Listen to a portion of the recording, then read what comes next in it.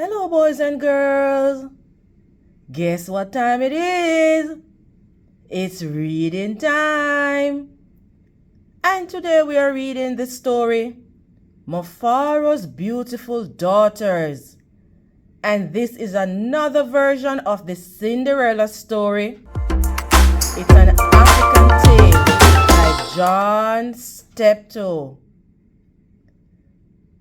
We will be comparing and contrasting events in the different versions of the Cinderella story. Are you ready, boys and girls? Good job. Now look on the cover of the text. What do you notice? Do you have any questions? I wonder what? I wonder who?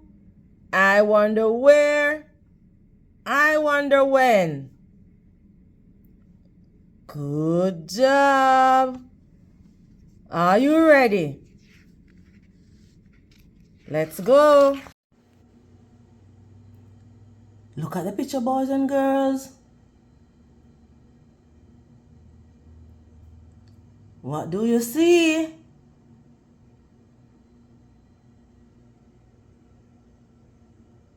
Good job. A long time ago, in a certain place in Africa, a small village lay across a river and half a day's journey from a city where a great king lived. A man named Moforo lived in this village with his two daughters, who were called Manyara and Nyasha. Everyone agreed that Manyara and Nyasha were very beautiful.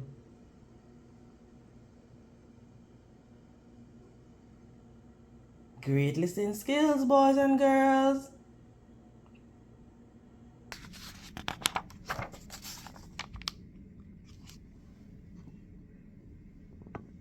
Do you agree that they are beautiful, boys and girls?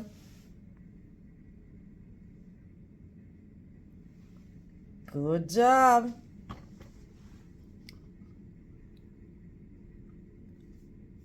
Manyara was almost always in a bad temper.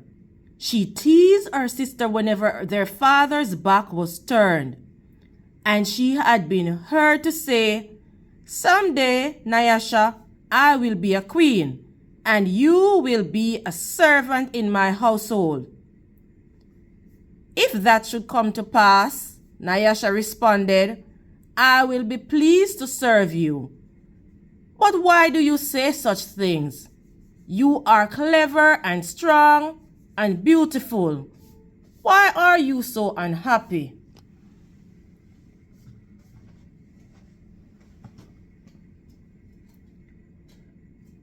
"Because everyone talks about how kind you are and they praise everything you do," Manyara replied. "I am certain that father loves you best. But when I am queen, everyone will know that your silly kindness is only weakness."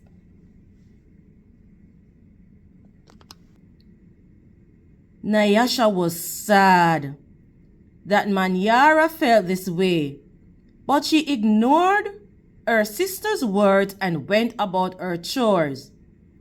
Nyasha kept a small plot of land on which she grew millet, sunflowers, yams, and vegetables. She always sang as she worked, and some said it was her singing that made her crops more bountiful than anyone else's. What are some of the things that she has on her land, boys and girls?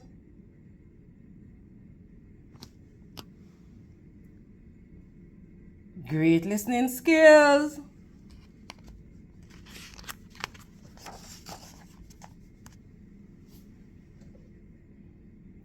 What do you notice?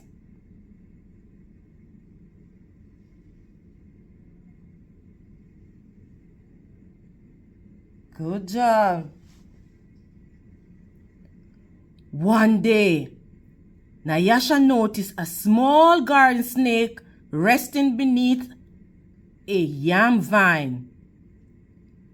Good day, little Nayoka, she called to him. You are welcome here. You will keep away any creatures who might spoil my vegetables. She bent forward, gave the little snake a loving pat on the head, and then returned to her work. From that day on, Nayoka was always at Nyasha's side when she tended her garden. It was said that she sang all the more sweetly when he was there.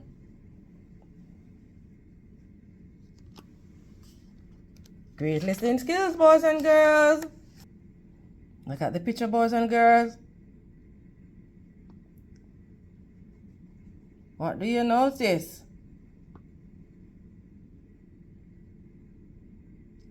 Good job. Mufaro knew nothing of how Manyara treated Nyasha. Nyasha was too considerate of her father's feelings to complain, and Manyara was always careful to behave herself when Mufaro was around. Early one morning, a messenger from the city arrived. The great king wanted a wife. The most worthy and beautiful daughters in the land are invited to appear before the king, and he will choose one to become queen, the messenger proclaimed. Mufaro called Manyara and Nyasha to him. It would be a great honor to have one of you chosen, he said. Prepare yourselves to journey to the city. I will call together all our friends to make a wedding party. We will leave tomorrow as the sun rises. But my father, Manyara said sweetly, it would be painful for either of us to leave you, even to be a wife to the king. I know Nyasha would grieve to death if she were parted from you. I am strong. Send me to the city and let poor Nyasha be happy here with you. Mufaro beamed with pride. The king has asked for the most worthy and the most beautiful. No, Manyara, I cannot send you alone. Only a king can choose between two such worthy daughters. Both of you must go. What do you think is going to happen next, boys and girls? Good job in predicting.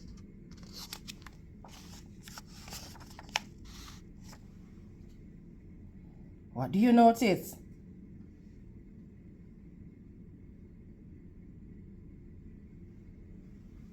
Good job.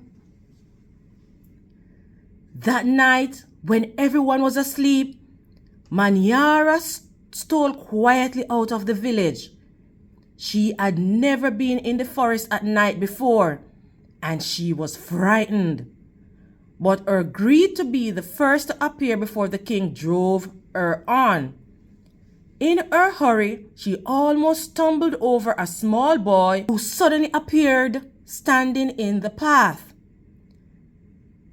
Please, said the boy, I am hungry. Will you give me something to eat? I have brought only enough for myself, Manyara replied. But please, said the boy, I am so very hungry. Out of my way, boy. Tomorrow I will become your queen.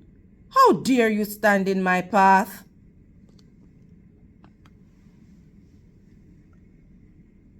What do you think is going to happen next, boys and girls?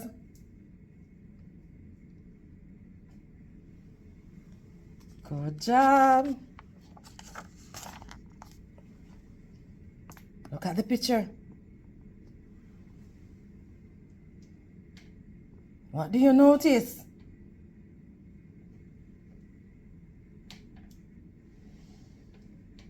Yes. After traveling for what seemed to be a great distance, Manyara came to a small clearing. There, silhouetted against the moonlight, was an old woman seated on a large stone. The old woman spoke. I will give you some advice, Manyara. Soon after you pass the place where two paths cross, you will see a grove of trees. They will laugh at you. You must not laugh in return. Later, you will meet a man with his head under his arm. You must be polite to him. How do you know my name? How dare you advise your future queen? Stand aside, you ugly old woman, Manyara scolded, and then rushed on her way without looking back. What do you think is going to happen to Manyara, boys and girls?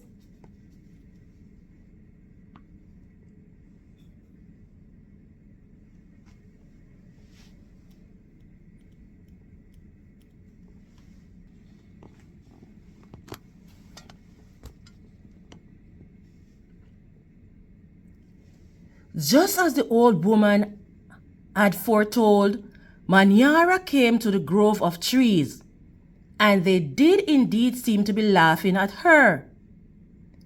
I must be calm, Manyara thought. I will not be frightened. She looked up at the trees and laughed out loud.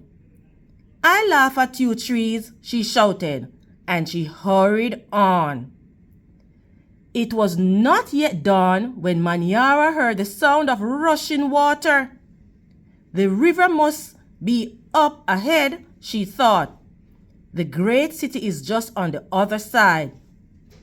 But there on the rise, she saw a man with his head tucked under his arm.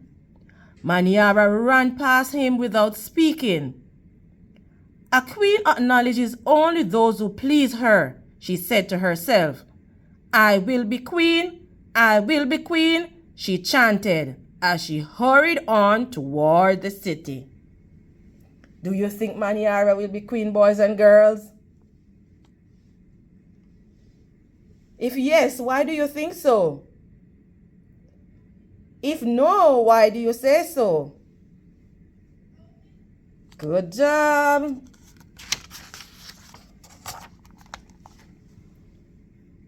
Look at the picture, boys and girls. What do you notice? What do you think is happening now? Great listening skills. Nyasha woke at the first light of dawn. As she put on her finest garments, she thought her life might be changed forever beyond this day. I'd much prefer to live here, she admitted to herself. I'd hate to leave this village and never see my father or sing to little Nayoka again. Her thoughts were interrupted by loud shouts and a commotion from the wedding party assembled outside. Manyara was missing. Everyone bustled about, searching and calling for her. When they found her footprints on the path that led to the city, they decided to go on as planned. As the wedding party moved through the forest, brightly plumed birds darted about in the cool green shadows beneath the trees. Though anxious about her sister, Nyasha was soon filled with excitement about all there was to see. They were deep in the forest when she saw the small boy standing by the side of the path. You must be hungry, she said, and handed him a yam she had brought for her lunch. The boy smiled and disappeared as quietly as he had come.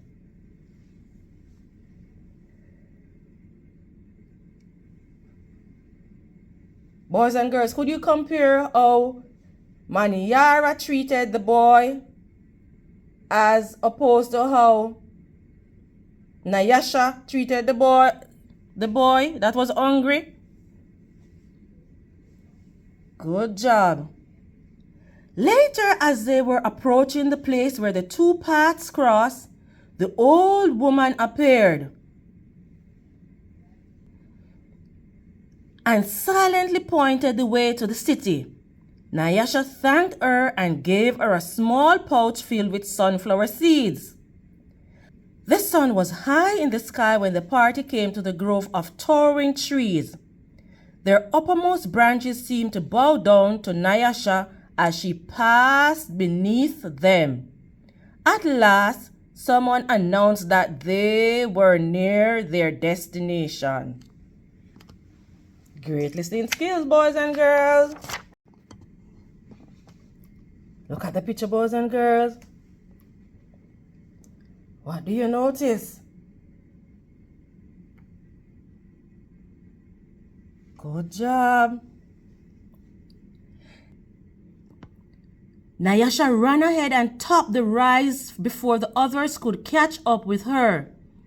She stood transfixed at her first sight of the city. "Oh, my father," she called. "A great spirit must stand guard here. Just look at what lies before us. I never in all my life dreamed there could be anything so beautiful." Look at the picture, boys and girls. What's happening?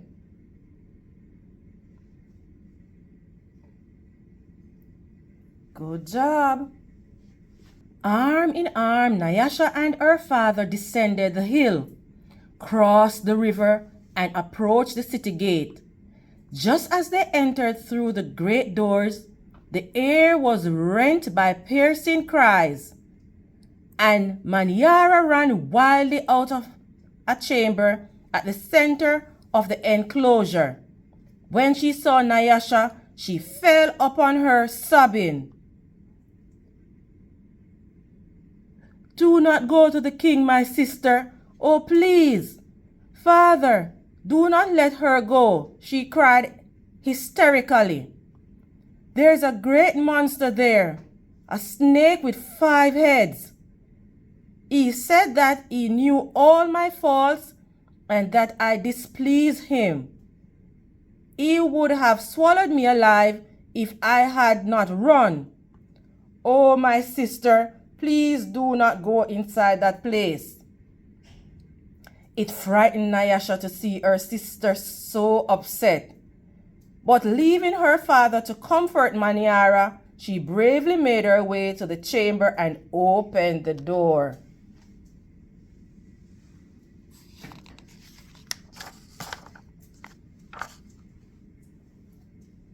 Look at the picture, boys and girls.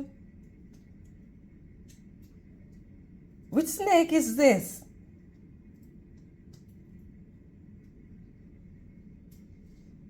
Good job. On the seat of the great chief's stool lay the little garden snake. Nyasha laughed with relief and joy. "My little friend," she exclaimed, "it's such a pleasure to see you. But why are you here?" "I am the king," Nayoka replied. And there, before Nyasha's eyes, the garden snake changed shape. Can you believe it, boys and girls?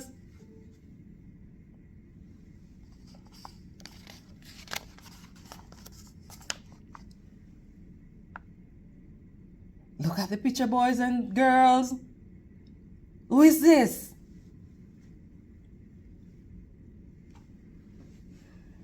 Good job. I am the king. I am also the hungry boy with whom you shared a yam in the forest, and the old woman to whom you made a gift of sunflower seeds. But you know me best as Nayoka. because I have been all of these. I know you to be the most worthy and most beautiful daughter in the land. It would make me very happy if you would be my wife.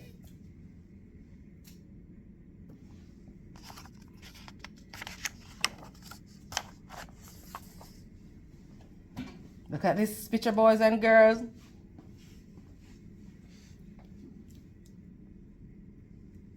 What do you notice?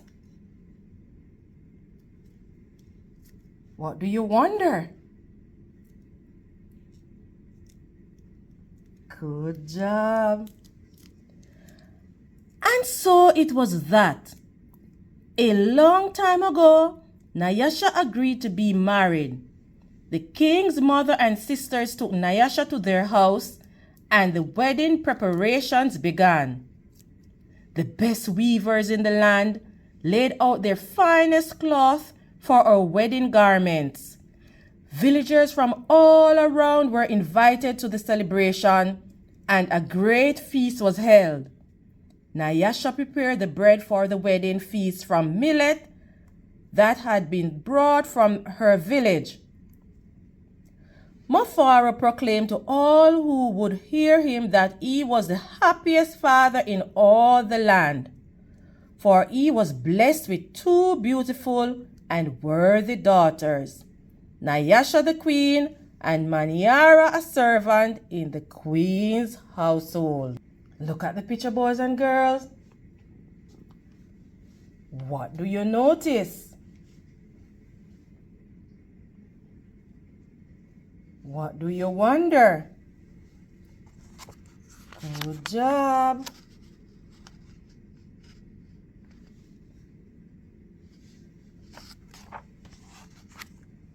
The end. Now, boys and girls, we will be comparing and contrasting events that happen in this story as opposed to Bigfoot Cinderella.